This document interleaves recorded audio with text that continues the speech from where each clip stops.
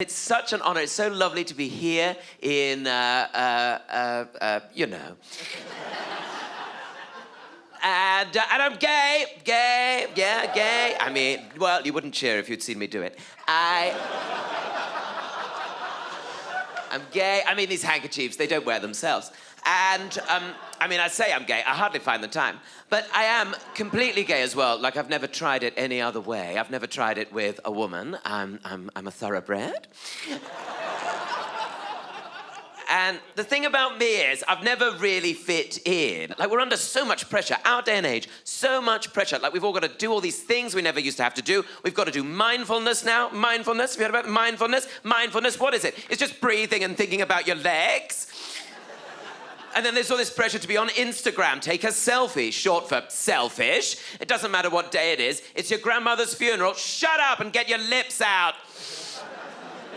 And then we all have to be on social media commenting all the time. And I do think a lot of the people on social media are the same people who, in the old days, would have turned up at a public hanging. And...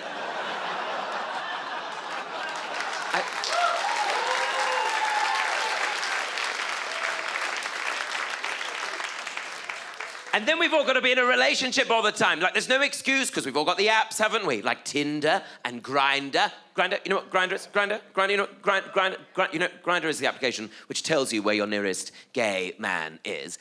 I mean, you don't need it now, because I'm, you know, here. And it's usually got a picture of a man, like, with his top off, taken in his bathroom mirror. And I sort of knew it was never going to work for me when I found myself ignoring the person in the photograph and started judging him instead on the bathroom around him. Going, oh, dreadful tiling. I don't think we'd have anything in common at all. And then there's all this pressure, isn't there? Like, we've all got to be good at the messaging, you know, the sexy messaging, the sexy texting, sexting. Have you heard about it? Sexting. Even heterosexual people are doing it now. Even middle-aged heterosexual people are doing it. People with names like Linda. The Lindas are sexting. Can you imagine? You know, someone with like a sideboard sexting. Someone with an in-and-out driveway. Not like that. And... Like, I realized online dating is probably never going to work for me, right? Because on one of these apps, I had an experience where somebody started a conversation with me by sending me a photograph of their asshole. I responded, what an opening! I'm meeting him for dinner next week. I don't know how I'm going to recognize him. It's not you. You're much too relaxed. And as well, then, there's all this pressure to get married, and now we've got things like gay marriage, or as I like to call it, garage. And garage is designed to bring equality so that gay people can finally be as miserable as straight people. And it comes up against opposition, even now, from, like, religious groups and clubs, the Catholic Church. And... you can understand why. I'm sure a lot of us will remember the Bible stories from school. Do you remember the one where Jesus stood on the mount and everyone had come to hear what he had to say? Very much like you with me.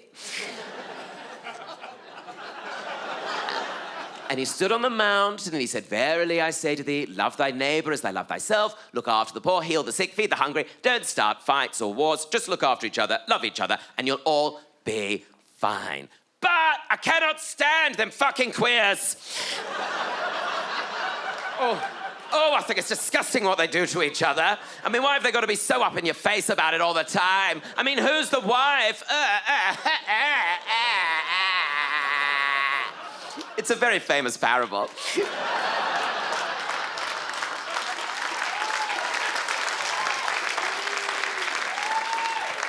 So you can understand why they have a problem.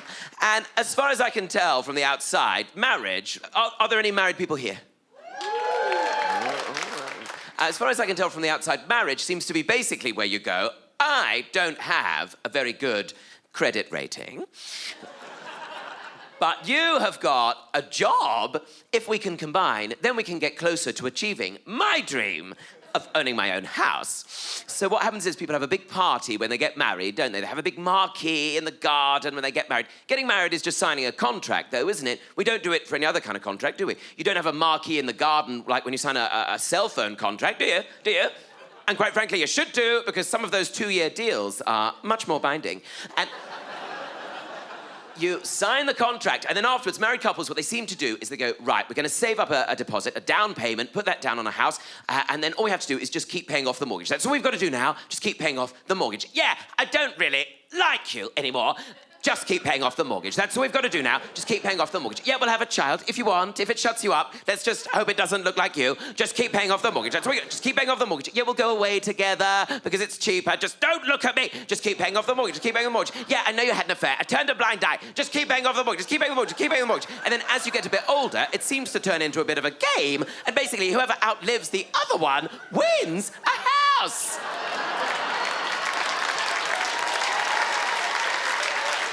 I hope I see you again. My name's Tom Allen. Good night. Good night.